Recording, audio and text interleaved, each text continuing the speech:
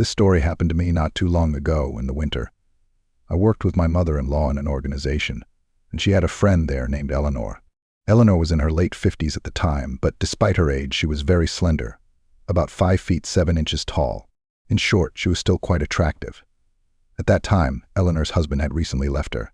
They had lived together for many years, and she was in a bit of a daze, trying to adjust to the new reality. Over time, however, she gradually came to her senses and began to behave with the same confidence that had probably defined her before. Sometimes my mother-in-law and I would talk about Eleanor. Of course, I was not the initiator of these conversations, but I picked up on small, intriguing details of her life. Eleanor had been born in another city, married and moved to London. From what I understood, she'd always had a thing for men. There was something magnetic about her that seemed to have no trouble attracting attention.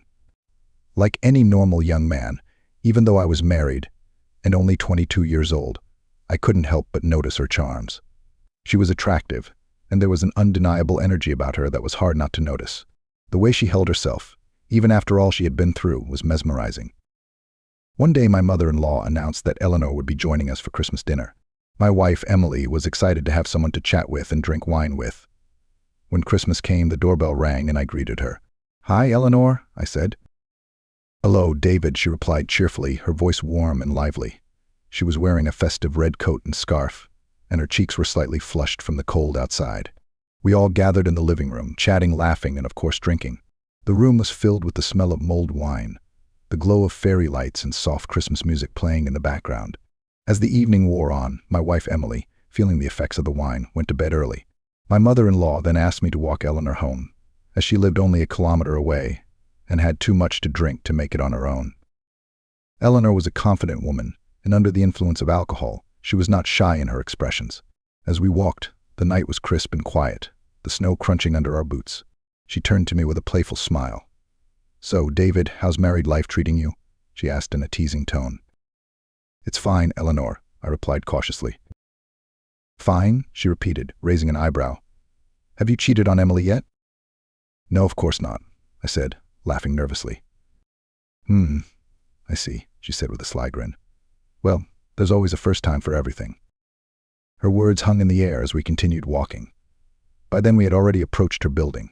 She was looking at me with a strange scrutiny, her eyes glittering in the dim light of the street lamp. "But do you want to come in for tea, or are you going straight home?" "I'll come in for a bit to warm up," I said, unable to resist her alluring gaze. As soon as we stepped inside, Eleanor closed the door and kissed me. Her perfume was intoxicating, a mixture of jasmine and something musky that made me dizzy. I couldn't resist. I wrapped my arms around her and pulled her to me. "You're bad, Eleanor," I whispered, feeling the weight of what we were doing but unable to stop. "Then punish me," she teased, her voice low and seductive. She led me to her bedroom where things escalated quickly. The room was cozy, lit only by the soft light of the bedside lamp and filled with the scent of her perfume. I didn't linger after that. I knew I couldn't risk arousing suspicion at home. Before leaving, we exchanged numbers and she kissed me goodbye, saying, "Call me whenever you want." Walking home, I told myself it wouldn't happen again. I had a wife, and Eleanor was a friend of my mother-in-law. But after a few days, I couldn't get rid of the memory of her. Something inside me stirred and I dialed her number. I went to see her again, and again a week later.